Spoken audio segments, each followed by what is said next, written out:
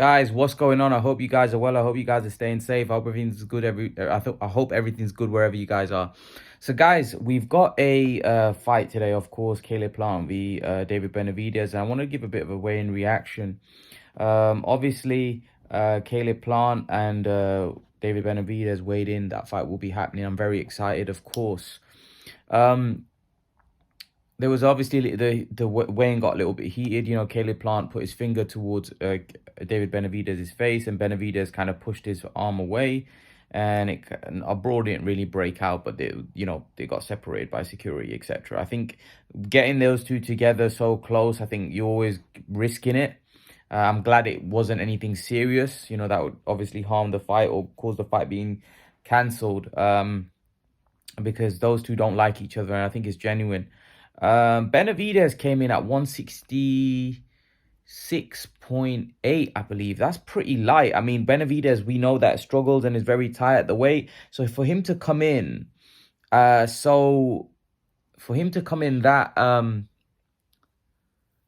light, I mean, I don't know. I'm a bit confused. I was expecting him to come in a little bit heavier than that. You know, Caleb Plant was heavier than him. You know, so I don't know where. I hope David Benavidez hasn't overcooked it and looked to take off too much weight. He's obviously worked very hard for this fight, but you know, a guy that's coming at 166.8. A lot of people said this guy is a guy that struggles at the weight. I mean, that doesn't seem like a guy that's struggling at the weight, a guy that's able to come that low. So I hope he hasn't overcooked it and overdone it and he's completely drained, because 166.8, that's like 1.2 pounds below 168. And if a guy is really struggling at a weight, he won't be able to come that low. There's no way a guy would be able to come that low. I mean, I would expect David Benavidez to be on right near 168, but you know, he was nowhere near it. He was way below. You know, so yeah, he made weight comfortably. I'm surprised. I was really surprised about that. When I saw that, I first saw I thought it was 167.8, but when I went back and checked, I think it was 166.8. Correct me if I'm wrong, but I'm pretty certain that's what I saw, unless what I read was wrong. Like I said, he may have overcooked it, because you know, is he drained at the weight? I don't know. He didn't really look that bad face wise. I've seen David Benavidez look worse. You know, I've seen his face look really bad. Like, obviously you could tell he was making weight. You could tell from his face. The face is a giveaway when someone's struggling to make the weight. Their face is so obvious. I used to diet myself, so I know a lot of people when I went down to very like single digit body fat. I remember seeing someone and he said, "Are you okay? Are you ill?" You know, because it looked that bad. You know, it was that bad. Your face gets completely sucked in. So yeah, let's hope that David Benavidez hasn't overdone this and he's able to come into the fight healthy. Because that could play a massive difference. That could hurt his punch resistance. That plays a big factor. Your ability to take a shot is impacted when you take off a lot of weight. So let's see how he responds and how he reacts to the weight, you know, the taking off that much weight. So yeah, it's gonna be interesting to see. Generally, you don't like to see a lot of physical change in a fighter on fight week, although there is. I remember Kell Brook used to be somebody that, you know, used to have a huge when he used to make 147, you could tell from his face that he was struggling to make weight.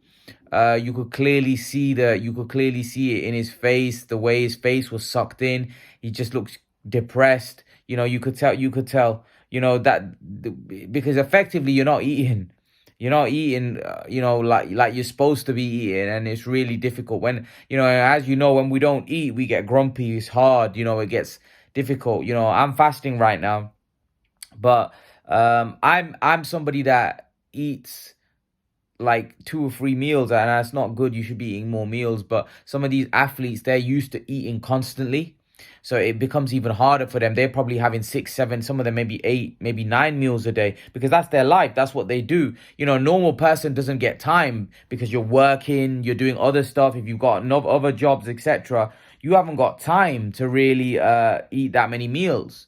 But these guys, that's their job. So they've got all the time in the world, because they've got to be in good shape. They've got to give their body the adequate nutrition in order to be able to train well and able to fight. So their job is based around nutrition. So a lot of these guys, when you take away food, it's going to be difficult for them.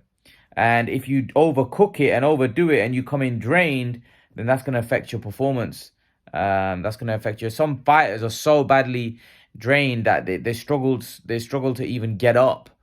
They're struggling even to walk. They have to be like, I remember someone was saying, I can't remember who it was, but the fighter was so badly drained that I think it was Dave Coldwell that was telling this story. I can't remember if it was him or somebody else, saying that the fighter had to be carried up. He had to be put on a chair because he had no energy from the weight cut. And for me, that's brutal, and I think that's dangerous. I don't think you should be putting your body under that kind of stress to make weight. And some of these guys do it to gain an advantage. I think that's wrong. I don't think they should do that. I think they should look to make a weight, or they should be fighting at a weight class that is comfortable for them to make. I think some of them do it just for a size advantage, which I think is wrong. I don't think it's right for the fight, because some of these guys then put on a huge amount of weight, which I believe can be dangerous. And also, if you don't make it right, it could also be dangerous for you, for your health. So I think that should be, I definitely think that should be administrated. I think that should be examined throughout the camp, because like I said, I think they do it, but I think they should be, I generally think that fighters shouldn't be allowed to put on serious amounts of weight after weigh-in. Not like some say 25, 30 pounds, whatever some put on. I think that could become dangerous, because then you have an unfair advantage. And I don't think fighters should be draining themselves, because I think that's also has its, I also think that has health advantages as well. So, I mean, not health disadvantages as well. So again, I think we need to make this a sport as safe as possible. So coming back to this fight, yeah, that was something that I noticed. Has Benavidez overcooked it? Has Benavidez taken off too much weight?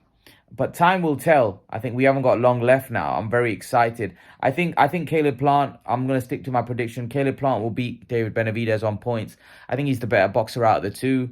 I think he'll outclass him, outwork Benavidez. And I think Benavidez might struggle in this fight, and I've predicted that for a while now. But I'll be happy if Benavidez comes and beats him. I'll be happy to make a video saying, look, I was wrong. Benavidez was the truth.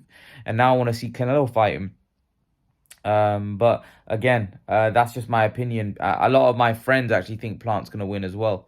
I think a lot of people are favoring Plant in this one. Probably because maybe Benavidez is just technically not the greatest, but we'll have to see. We'll have to wait and see. Leave your thoughts, guys. Let me know what you think.